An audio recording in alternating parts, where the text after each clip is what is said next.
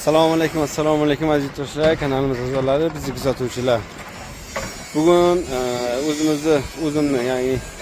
teximda shlakablok uskunasini ishlab turish jarayonidan sizlarga tayyorlaymiz.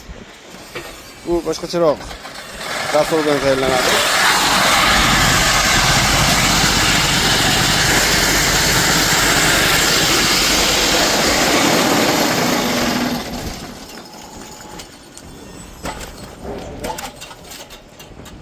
İzleyenler.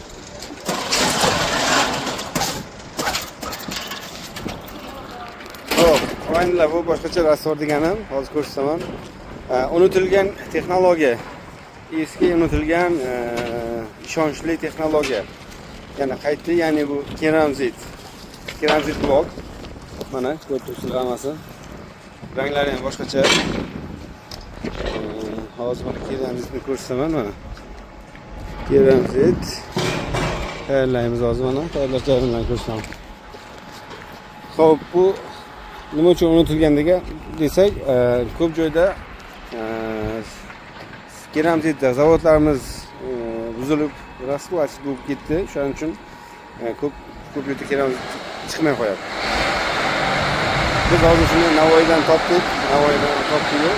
Shu ishni yana qayta tikladi. Buyurtmachiga asosan ya'ni keramzitni uy qurish ishlataman deb buyurtma qilishdi. Buyurtmachiga asosan keramzit blok ishlab chiqarish boshladik.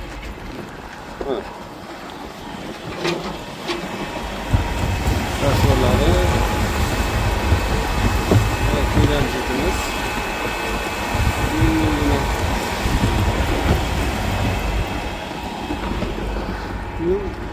bu keramzit bloklar. Xo'sh, nima uchun keramzit desak, bu ayrim pishirishdan yengil, issiqlik, sovuqlik o'tkazuvchanligi juda past, qishda issiq, yozda salqin bo'ladi. Yengilligi blokdan ancha yengil. Pishirishda paltara, ya'ni 9lik pishirishda xo'sh 3,5 tasini o'rnini bosadi. 3,5 tasini iqtisodiy tarafdan ham, hamma iqtisodiy tarafdan ham ustun bo'ladi. Yengil bo'ladi. Biz mana fraksiyasini ishlatyapmiz. 0,5-5,20 fraksiyasini olganmiz. Yengilgina. Keramzit mana tosh bloklari. Ekologik toza, gaza blokka o'xshatib har xil ximikatlardan ishlab chiqarilmaydi. Faqat sement, keramzit ham o'zi bilsangiz gilt prodan olinadi. Buni nima ko'rsatmoqchimiz? Bu stanogimiz universalniy stanok ekanligini isbotlaydi va yana mana bunaqa yangicha yo'nalishimizni ko'rsatib beryapmiz.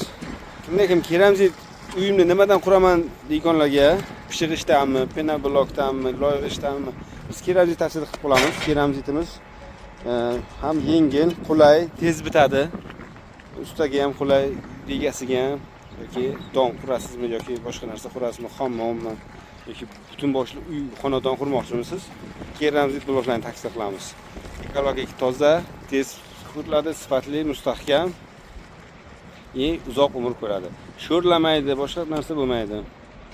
Mana sizga shuncha afzallik taraflari. Yana kim biladi, qanaqa afzallik taraflari bor keramzitni? Kommentariyga yozsangiz, xursand bo'lamiz. Bizning ishlarimiz, videolarimiz yoqqan bo'lsa, like bosing. Bizning kanalimizga yangi bo'lsangiz, albatta podpisatsiya tugmasini bosib qo'ying. Salomat bo'lasiz, sog' bo'ling.